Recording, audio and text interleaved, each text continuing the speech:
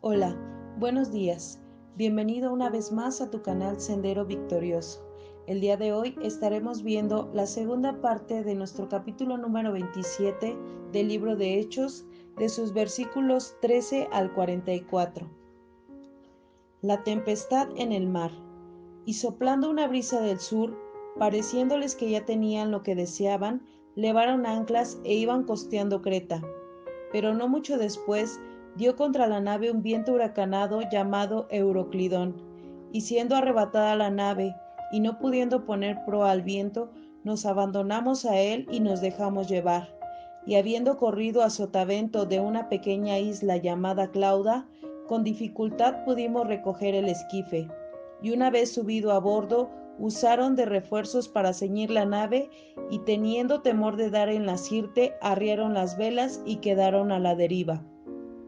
Pero siendo combatidos por una furiosa tempestad, al siguiente día empezaron a alijar, y al tercer día con nuestras propias manos arrojamos los aparejos de la nave.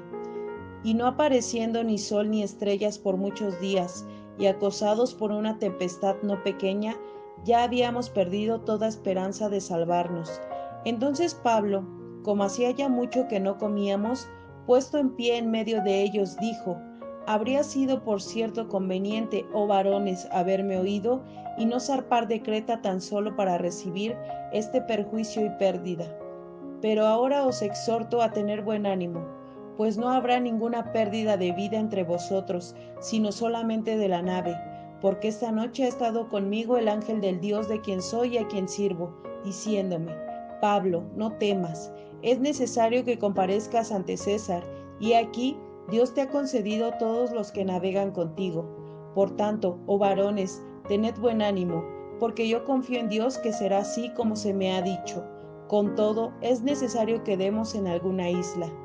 Venida la 14ª noche, y siendo llevados a través del mar Adriático, a la medianoche, los marineros sospecharon que estaban cerca de tierra, y echando la sonda, hallaron 20 brazas, y pasando un poco más adelante, volvieron a echar la sonda, y hallaron 15 brazas, y temiendo dar en escollos, echaron 4 anclas por la popa, y ansiaban que se hiciese de día. Entonces los marineros procuraron huir de la nave, y echando el esquife al mar, aparentaban como que querían largar las anclas de proa. Pero Pablo dijo al centurión y a los soldados: Si éstos no permanecen en la nave, vosotros no podéis salvaros. Entonces los soldados cortaron las amarras del esquife y lo dejaron perderse. Cuando comenzó a amanecer, Pablo exhortaba a todos que comiesen, diciendo: Este es el 14º día que veláis y permanecéis en ayunas sin comer nada. Por tanto os ruego que comáis por vuestra salud, pues ni aun un cabello de la cabeza de ninguno de vosotros perecerá. Y habiendo dicho esto, tomó el pan y dio gracias a Dios en presencia de todos, y partiéndolo comenzó a comer. Entonces todos, teniendo ya mejor ánimo, comieron también. Y éramos todas las personas en la nave 276, y ya satisfechos aligeraron la nave echando el trigo al mar. El naufragio. Cuando se hizo de día, no reconocían la tierra, pero veían una ensenada que tenía playa, en la cual acordaron varar si pudiesen la nave. Cortando pues las anclas, las dejaron en el mar, largando también las amarras del timón, e izada al viento la vela de proa, enfilaron hacia la playa. Pero dando en un lugar de 2 aguas, hicieron encallar la nave, y la proa hincada quedó inmóvil, y la popa se abría con la violencia del mar. Entonces los soldados acordaron matar a los presos para que ninguno se fugase nadando. Pero el centurión, queriendo salvar a Pablo, les impidió este intento, y mandó que los que pudiesen nadar se echasen los primeros y saliesen a tierra, y los demás parte en tablas, parte en cosas de la nave. Y así aconteció que todos se salvaron saliendo a tierra. Al inicio del relato bíblico, encontramos que inicialmente parecía que el viaje estaba saliendo bien, pero no contaban con que se encontrarían de frente a una tormenta de la magnitud de un huracán que hizo que perdieran el control de la nave y tuvieron que usar un esquife para poder controlarla nuevamente. El esquife Era un tipo de bote pequeño que usaban para llegar a tierra, ya que las naves grandes no podían acercarse mucho a tierra porque era peligroso. En este proceso tuvieron que bajar las velas y quedaron a la deriva. Estando de nuevo en la nave, al tercer día, con sus propias manos empezaron a aligerar la nave, así que empezaron a deshacerse de un poco de cargamento, ya que llevaban trigo hacia Roma. También se deshicieron del equipo del barco y aún así no podían controlarla.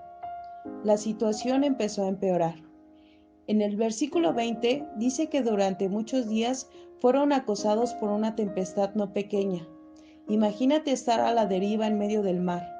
No podían ver el sol ni las estrellas, y eso era un gran problema, ya que en aquella época se guiaban a través de ellos. ¿Cómo saber a dónde ir? ¿Cómo saber qué dirección tomar? Es entonces cuando Pablo empieza a hablar diciendo: se los dije, si me hubieran oído.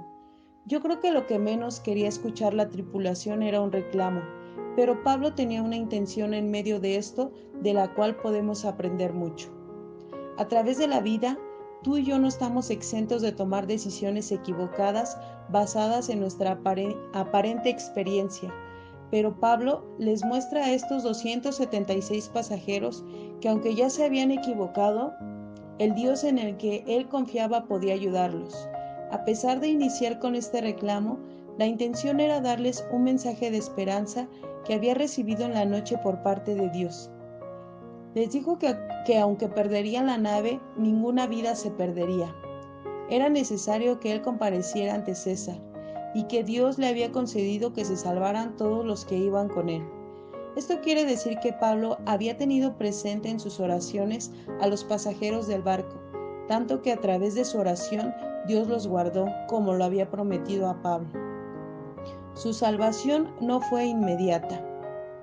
Aún tuvieron que pasar muchos días más para llegar a tierra. Después de 2 semanas, los marineros se dieron cuenta que estaban cerca de tierra, pero era medianoche y no podían ver claramente a cuánta distancia estaban de la isla, así que tuvieron que esperar hasta el amanecer. Algunos intentaron escapar en lo que amanecía en el famoso esquife, pero Pablo le dijo a los soldados que si ellos salían de la nave nadie se salvaría. Ahora los soldados creían a las palabras de Pablo, y en esta ocasión sí le hicieron caso. Cortaron las amarras del esquife y lo dejaron perderse. Esas 2 semanas, a partir de que Pablo les contó sobre lo que Dios le había dicho, ellos no habían comido nada, estaban en ayunas, y Pablo les dijo que por su salud comieran algo, y todos comieron teniendo mejor ánimo. Después de comer, arrojaron el resto del trigo que había en la nave para aligerarla, y llegamos al día del naufragio. Cuando amaneció, sucedió tal y como Dios se lo dijo a Pablo. La nave se partió, y los soldados querían matar a los presos, ya que si alguno se fugaba, según la ley romana, ellos debían pagar su condena. Pero aparece el centurión Julio, aquel que tenía en estima a Pablo, y para salvarlo, les dijo que primero salieran los que supieran nadar y los que no en tablas o lo que pudieran para llegar a tierra. Así, una vez más, Pablo experimentó que lo que Dios le había dicho se cumplía. A pesar de que había sido una experiencia difícil, porque Pablo sobrevivió literalmente a una tormenta, él nunca dudó de Dios. Su confianza estaba en el Dios de quien era y a quien servía. La tormenta que vivió Pablo puede ser similar a la tormenta espiritual en tu vida en estos momentos. Puede ser que no veas la tierra, que no veas el sol o las estrellas, pero en tu corazón debes de saber y entender que ese Dios de quien eres y a quien sirves no te dejará que te pierdas. Ten ánimo y alégrate. Dios te bendiga.